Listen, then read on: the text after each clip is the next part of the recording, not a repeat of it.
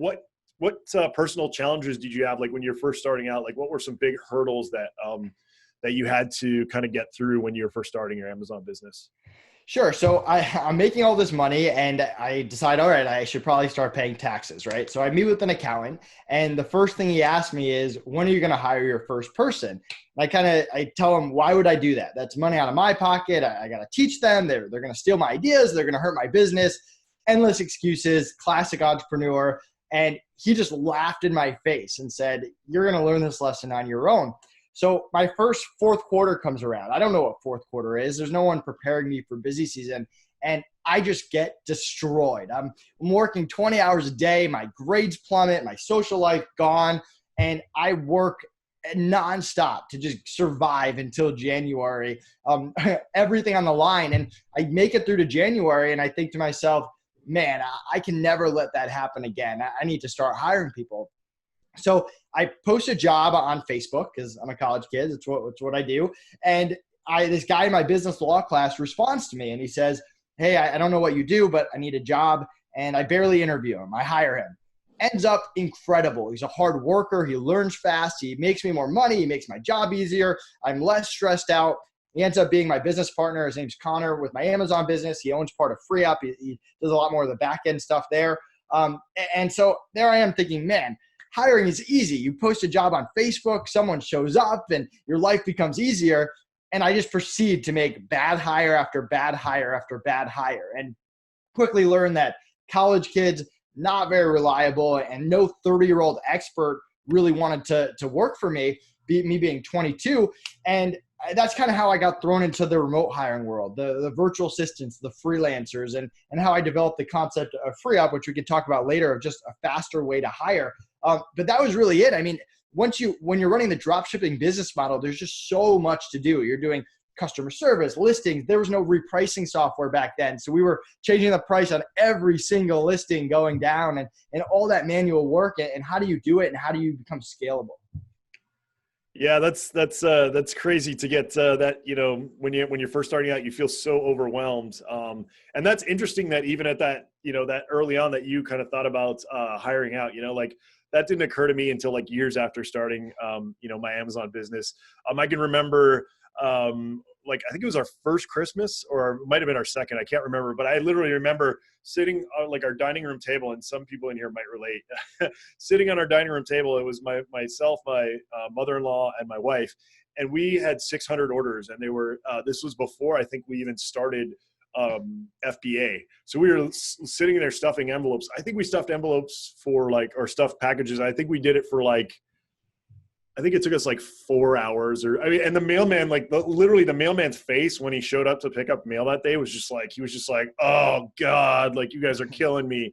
He did not like us. I ended up bribing him with some Crown Royal and he was pretty happy with us after that. But, yeah, everybody has those kind of those crazy challenges. Amy, what about you? Did you have some crazy stuff when you first started out? I'm sure you did. I have been an employee I just left government work in October. So after 20 years of working for someone else, and before I joined the military, I worked in many corporate jobs and everything else. So I've done, many different careers in my lifetime, and many different jobs. And so for me, when my business started getting crazy, I was like, okay, I need help. I can't offer these services in quality if I don't get help. So I started hiring it out. But the problem was I didn't do a good job of identifying my processes. And I would, for example, I started hiring photographers because I already have a really great formula for photography and everything like that. Well, I started hiring photographers and you have to train them. They don't necessarily understand what you're looking for. And, and I would spend so much time training one and then they wouldn't work out. And I was just like, okay, I'm over this. So then I'm kind of like Nathan, where I stayed with my one true one where, she's just doing such a great job. But at the same time, she gets overwhelmed and she isn't always, available to do it. So either way, I've hired listing optimization people, but at the same time, I'm one of those S's in the cash flow quadrant, right? I own my job and I can't outsource it. Like I just get so, there's certain things. So for me, it's about taking the time to define my processes and understand expectations and communicate those to my employees or freelancers. And once I figured that out, it's so smooth because I'm just like, oh man, okay, I'm going to send this to this guy, send this to my photographer, and it's super fast and super easy. And it's been nothing but growth for my business. But until I could figure that out, oh my gosh, it was a pain.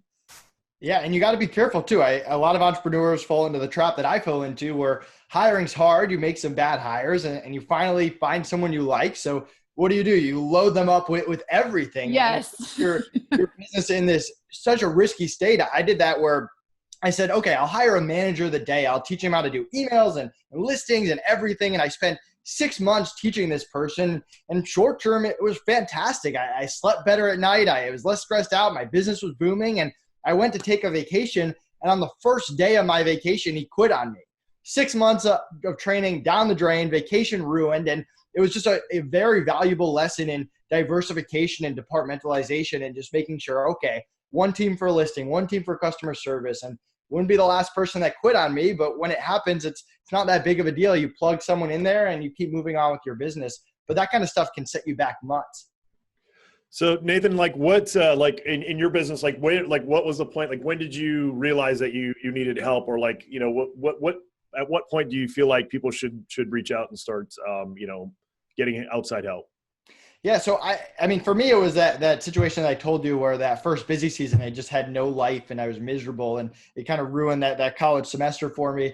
But for the average person, I recommend creating 2 lists. Actually, let me back up. I recommend setting a budget. Figure out how much that you actually make per month, so you know the numbers, and then figure out how aggressive you want to be in your business. If you want to be crazy aggressive, invest 40 to 60% back in your business. If you want to be more conservative, maybe it's 10 to 30%. Whatever that number is, you have to understand it, because the last thing you want to do is start hiring people and investing not just your money, but your time, and then realize, oh, I can't afford them. And then you start all over again and figure out what you want that investment to be. And then instead of thinking about, okay, what is the first hire, which a lot of people are like, oh, what's the first hire for an Amazon business?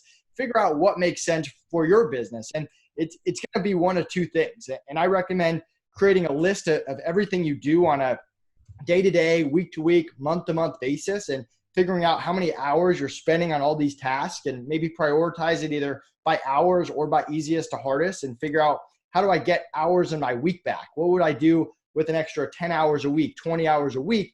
Or on the flip side, and one of the best activities my business partner Connor and I did was we sat out there on a balcony and we said, you're bad at this.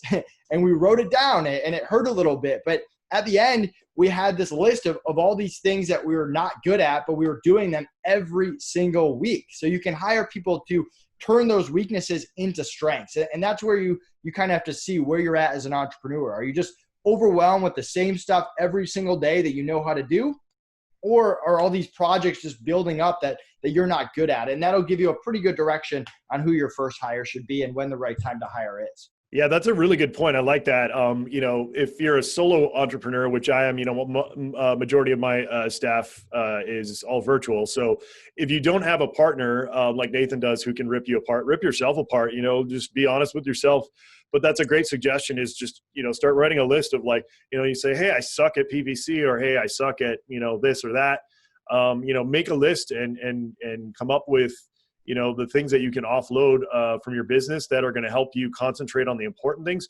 Like if you're super good at sourcing or the ideal thing, which I've started to learn, is, if you're a manager, if you can manage people really well, I would say probably bar none, that would probably be the best skill to have. If you're a good people person and you're really good at managing people, I'd say you're probably ahead of most people. But if not, then that's where you start picking yourself apart, like you said, and start outsourcing the stuff that you're not good at. Yeah, sweet. Amy, anything to add to that? I just think I would just put in the chat that I think that information that you gave us was really gold, Nathan. I loved what you talked about as far as deciding how much you're going to reinvest into your business. And so that you can go, okay, if that number is $500 a month. That gives you an idea. And now you can go, okay, this is how much, you know, I can focus on. All right, these are the tasks that if I could just hire this out, I got this process down. If I could just hire this out, I know I could easily train it and easily hold somebody accountable for it. And it would buy me back this many hours. And how much money could I then gain with that time spent versus how much I'm spending of that $500 of reinvestment or whatever that percentage is. And I love that perspective on it, making sure that you can afford it and thinking about the percentage that you're going to reinvest back in your business is a great way to do that. For sure. And I think another thing that people kind of go astray is I like to think of people in 3 different types of people that you can hire. You've got basic level, that non-US, $5 to $10 an hour. When you think of virtual assistant, they might have years of experience, but at the end of the day, they're followers. They're for that list 1, for systems and processes you already have. Then you got the mid-level, that 10 to 30 range, the bookkeepers, graphic designers, they write Amazon listings. They do the same thing 10 hours a day. And you're not teaching a graphic designer how to be a graphic designer. You can tweak what they do to fit your needs, but they're also not consulting with you either. They're doers.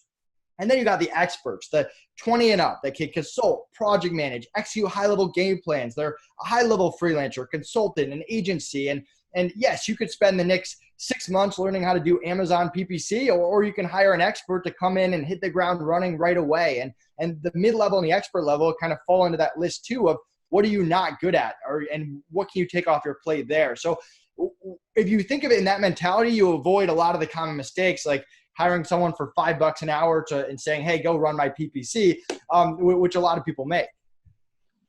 Yep, I agree. I think that's one thing that, you know, once people realize that it's kind of the same thing that I figured out for Seller SEO is like, you know, I was trying to like go cheap and, you know, like when you know, hire the cheapest person and stuff like that. But then, like you said, once you realize, and the same thing with like developers and things like that, it's like you get what you pay for. Sometimes, like I have this one guy, that's my most expensive guy. He's in Turkey actually. And that guy, like, he can get stuff done in 2 days. It takes my other guys like a week, 2 weeks, a month, you know, because he's just so smart and can just whip stuff out so quickly.